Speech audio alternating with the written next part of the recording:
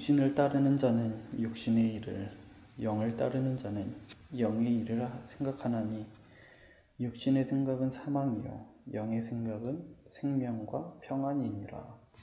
아멘.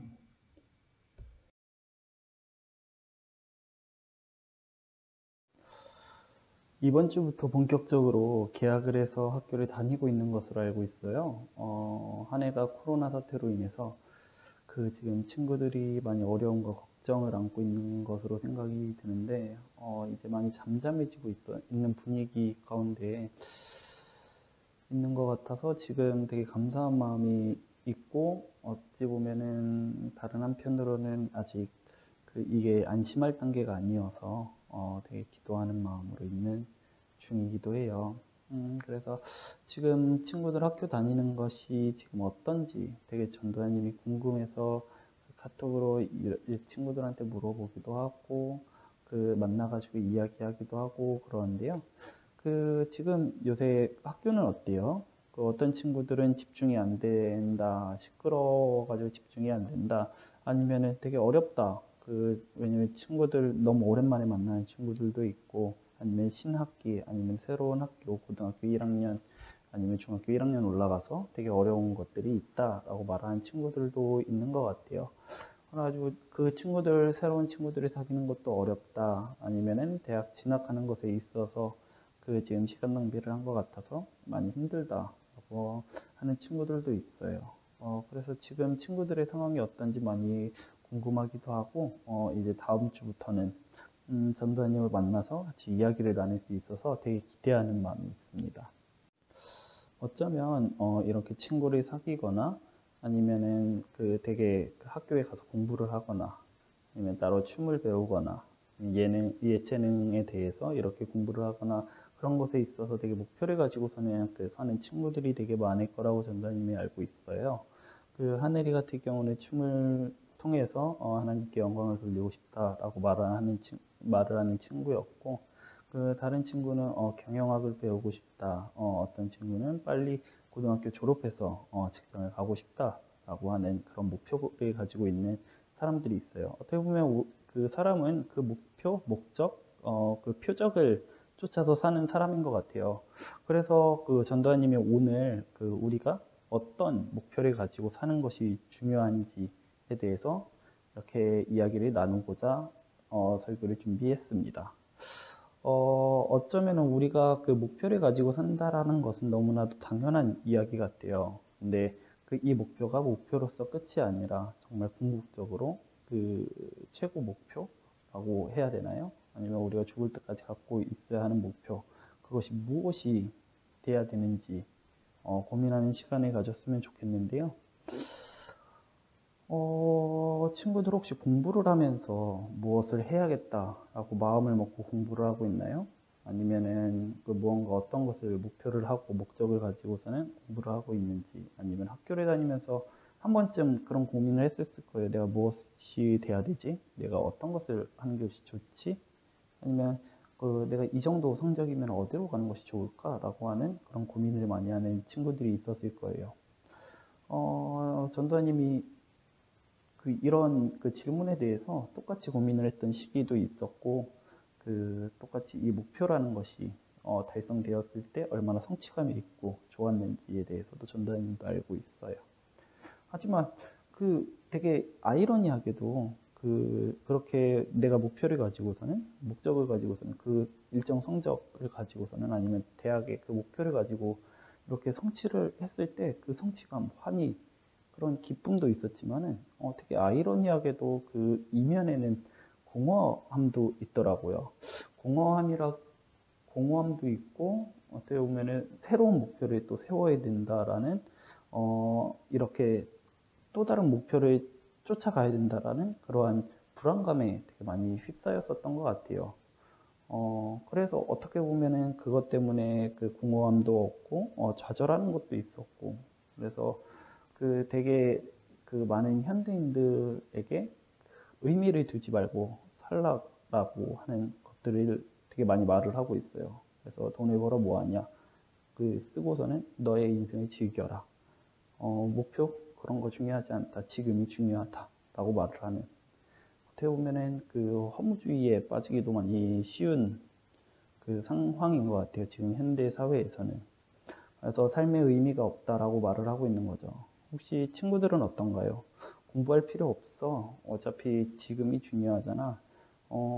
교회 갈 필요가 없어. 지금 오늘 일요일에 우리가 무엇을 더 하는 것이 중요하잖아. 노는 것이 더 중요하잖아. 노는 것이 더 중요하고 잠이 더 중요하고 우리의 피로를 그 풀기 위해서는 잠이 더 중요하잖아. 라는 그러한 무의미한 낭비를 하려고 하는 것들이 있죠. 그래서 전도사님이 되게 염려스러워요. 우리 친구들도 그런 마음을 가지고 있지 않을까. 아니면은 어떠한 목적을 가지고서는 쫓아갔다가, 그것을 다 이루고 나서, 이 다음에 무엇을 해야 되지? 라고 하는 그런 고민에 빠질까봐 되게 두려워요.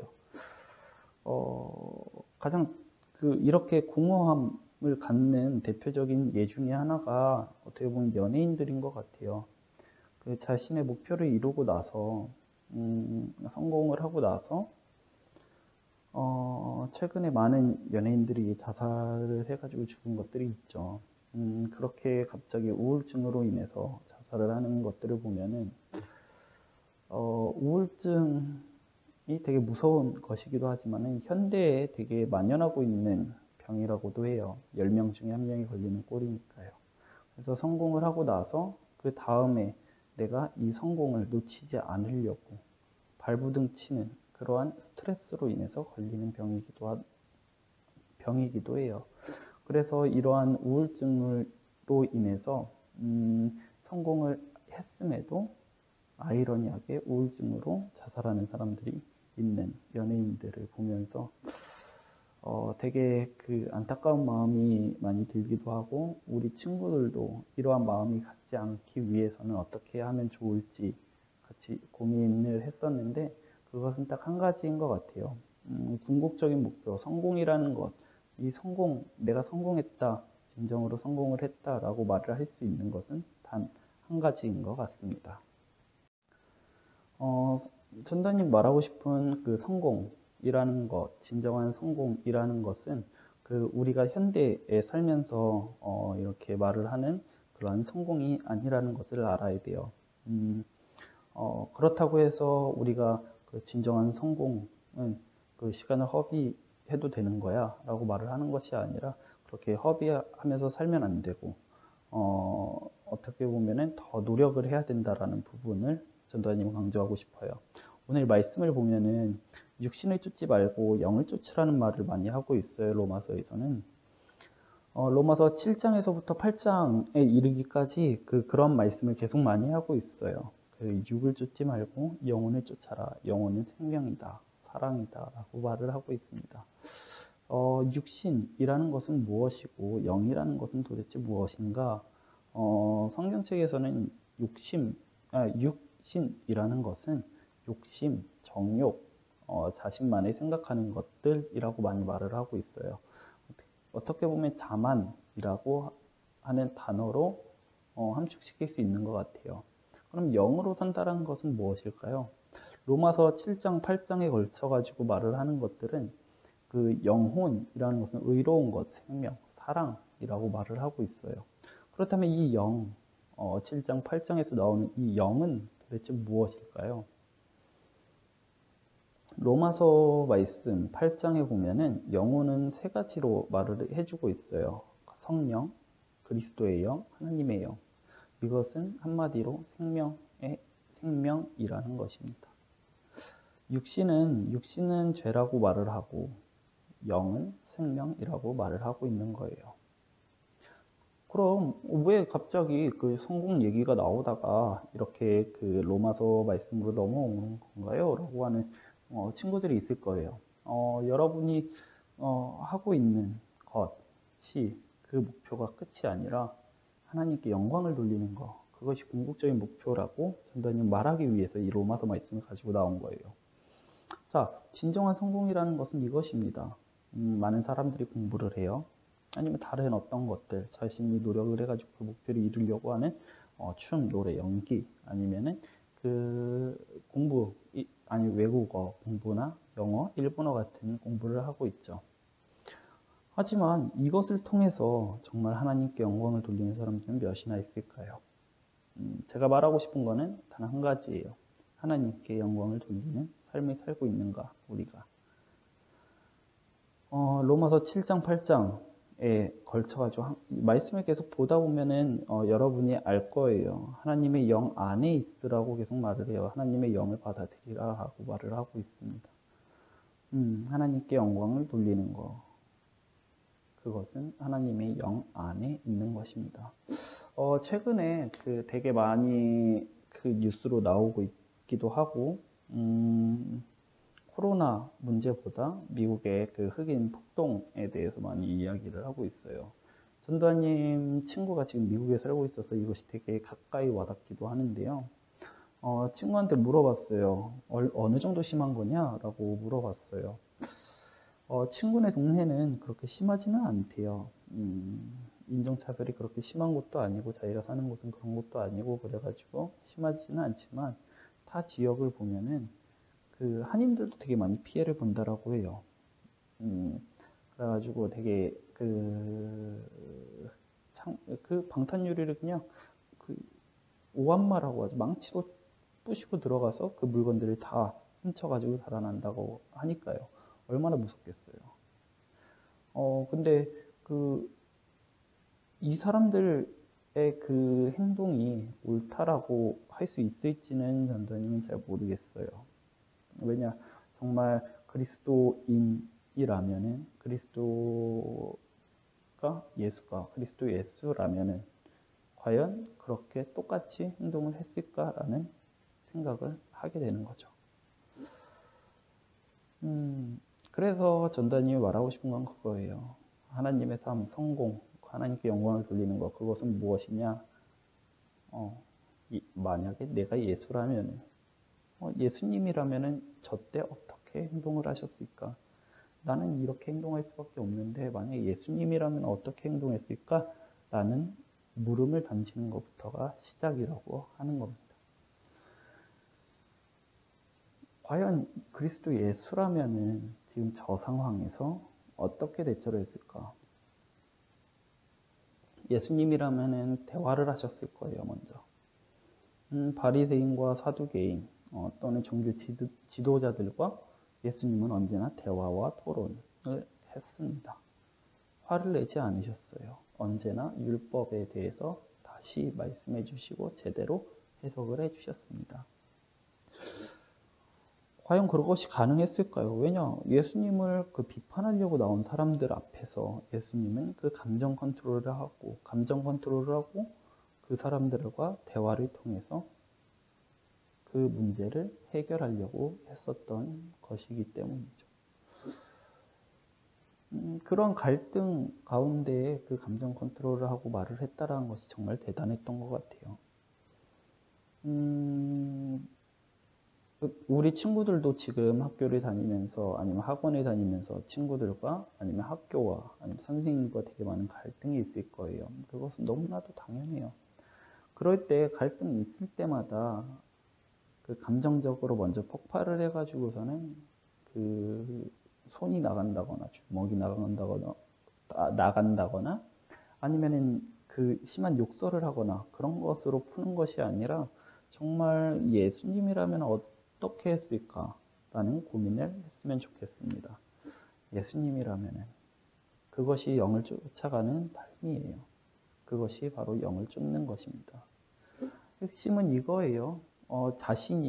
감정이 하나님께, 정확히 말해서 자신의 감정을 하나님께 속이지 않는 거예요. 사람한테는 속여야 될 수밖에 없겠죠. 왜냐하면 사랑을 하려면 그 감정을 속여야 되거든요. 근데 하나님께는 그 감정을 속이지 마세요. 곪아요. 아파요. 힘들어져요. 더 스트레스 받을 거예요. 다만 그 감정을 하나님께 푸세요. 가장 대표적인 예로 예수님이 그랬었죠. 겟세마네 동산에서 기도를 하실 때 어떻게 기도했었나요? 하나님, 나 정말 힘들어요. 나 정말 싫어요. 정말 나 십자가 지기 싫어요. 왜냐면 너무 아프거든요. 너무 힘들거든요. 나 하고 싶지가 않아요. 하나님 제발 이 잔 좀 내게서 치워주세요.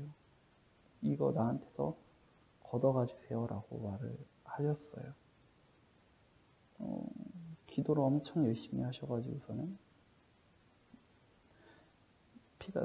땀이 핏방울처럼 맺혔다라고 하잖아요. 핏방울이 땀방울처럼 맺혔다라고. 그 말처럼 엄청 솔직하게 기도를 하셨습니다. 또한 인물이 있어요. 엘리야죠. 엘리야는 이세벨을 피해서 도망을 가요. 그리고서는 하나님께 엎드려 기도합니다. 무서워요. 나 하지 않겠다고 했잖아요. 나 무서워요. 하나님 어떡하죠? 그때 하나님은 또 한번 길을 열어주셨습니다. 여러분들의 감정을 하나님께 푸시기를 바라요. 여러분의 그 감정을 숨김없이 하나님께 풀기를 바랍니다.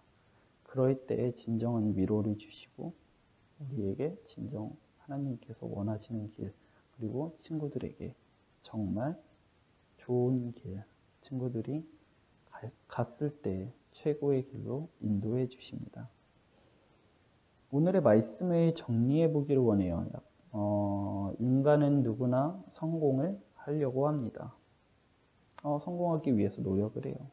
하지만 그 성공 이후에 그 공허함과 공허함에 의해서 우울증에 빠지기 쉬워요, 되게. 하지만 진정으로 여러분이 성공을 원한다면은 하나님의 이름을 높이고 하나님의 그 영광을 높이는 친구들이 되기를 원해요. 그러기 위해서는 우리가 닮아가야 하는 예수 그리스도, 그 그리스도인이 되기를 기도합니다.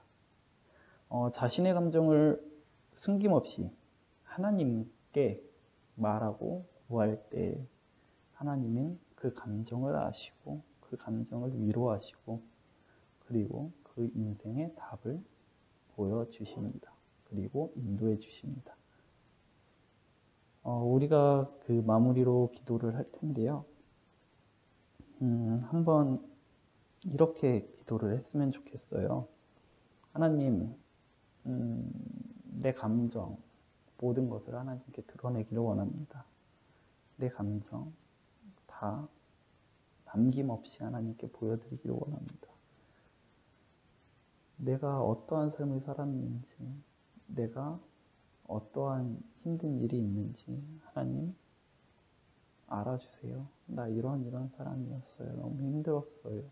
하나님 알아주세요. 나 노력하고 있어요. 나 힘들어요. 나 붙잡아 주세요. 그렇게 기도하고 예배를 마치겠습니다.